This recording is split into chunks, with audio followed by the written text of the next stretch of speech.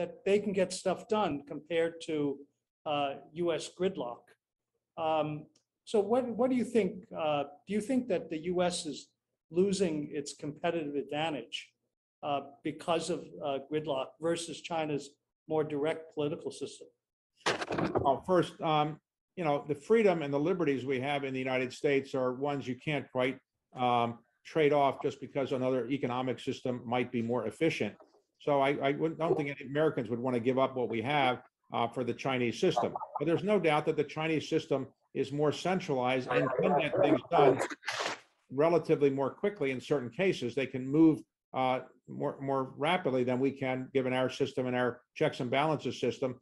I think the Chinese economy is the miracle of the world for the last 30, 40 years or so. We came from enormous poverty during the time of Mao Zedong to what happened under Deng Xiaoping and his successors to take 600, 700 million people out of poverty. China is not going to grow at 10% a year as it did for 30 years in a row, more or less, but it will still grow at a reasonable rate for quite some time. The United States has some disadvantages in competing against China. We don't have as many people, for one thing. China's got 1.3 billion people. We have roughly 330 million. So our economy can't be quite the same size in certain respects. China's a bigger consumer market than we are. But I do think the United States has entrepreneurial advantages, technology advantages that in your lifetime and my lifetime, I still will be important for the United States to be an important economy. We're not going to be the largest economy in the world in our lifetime, but we'll still be, I think, the most influential economy in the world, in part because we have the dollar as the reserve currency. Sure. What do you think of China's support of Russia's foreign policy? Well, China has played footsie with Russia in recent years because I think China would like to play the Russian card against the United States. And we've done the same thing at times as well. When Richard Nixon went to China, he was in effect playing the so-called Chinese card against Russia. And Russia was not happy with that. And obviously, this has been going on for quite some time. Today, I would say that China is very, very uninterested in being seen as helping Russia very much. They'd like to do enough to keep Putin feeling that they're sympathetic to him, but not so much that the United States is imposing sanctions or going to do anything that China would really think it's going to hurt its economy. So China is basically not going to, in my view, send any weapons of any significance to Russia, and not going to be providing a lot of other supplies of any significance to Russia. But they'll do enough so that Russia will think that China is still somebody they can call an ally. Right. Coming back to you live in Washington.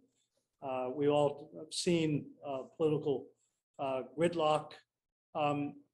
HBS Professor Michael Porter made a proposal to eliminate the two-party system, which greatly discourages independence. So along those lines, you've often said that you would never run for political office, although many of us think you would be a great political leader. You also mentioned that you don't give to political campaigns because you don't want to be seen as like buying somebody's vote or something. Jim Baker, early in his life, followed his father's advice not to go into politics, but later in life, obviously changed that and went in, whole hog. What are your thoughts on this?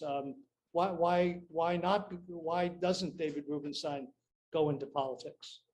Well, I was a young man. I worked in the White House for Jimmy Carter. I helped get inflation to 15%. There's been no demand for me to come back into public service. When deflation was a problem, I mentioned to the Fed very often, if you want to get inflation, bring me back in, but they never actually did. I'm also too young for politics. I'm only 72 years old. You have to be 75 or older to run for president of the United States. So I'm just too young. Probably I need to get more experience. To be very serious, though, if you're in the business world, it's tough to get into politics after you've made a fair amount of money. My partner, Glenn Youngkin, who I'd hired 25 years ago and was a Harvard Business School graduate, he did leave Carlyle and he ran, and he overcame the deficiency of being in private equity. But I think I would be, have too many people go through every deal Carlyle's done over the last 30 years and find something wrong. And it's also, there's enough other people more talented than me and better able to really do those jobs. The reason I don't give to politicians now is that I just find that I was the chairman of the Smithsonian, I'm the chairman of the Kennedy Center, I'm the chairman of the Library of Congress Board, I'm the chairman of the National Gallery of Art. And I think these get a lot of money from the federal government. I think I could be more effective as the chair of those organizations if I'm not seen as a right wing or a left wing person. I also try to educate members of Congress by holding interviews with great historians in front of members of Congress once a month. And I think if I was seen as too far on the left or too far on the right, it probably wouldn't make those sessions very effective. I also think there's plenty of other people who can give money and they don't need my money. I'd rather give it to philanthropic purposes. And I also don't like the implication that if you're very wealthy and you give a fair amount of money, you're trying to get something that's improper, some kind of access that's not proper. So I just avoid it, and I don't have to deal with those issues.